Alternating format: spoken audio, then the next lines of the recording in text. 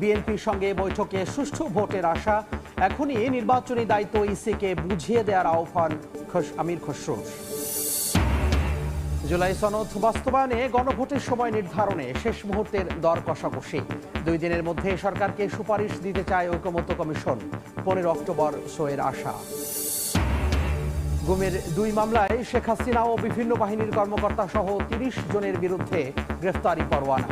চাকরি থাকছে না অভিযুক্ত সেনা কর্মকর্তাদের, দ্রুত বিচার দাবি। নাজুক মহাসড়ক পরিদর্শনে গিয়ে 3 ঘন্টা যানজটে আটকা সড়ক উপদেষ্টা।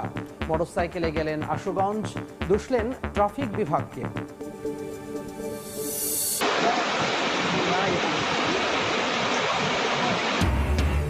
বাঁধ ভেঙে লোকালয়ে ঢুকছে পানি। খুলনার দাকোপে গ্রামের পর গ্রাম প্লাবিত।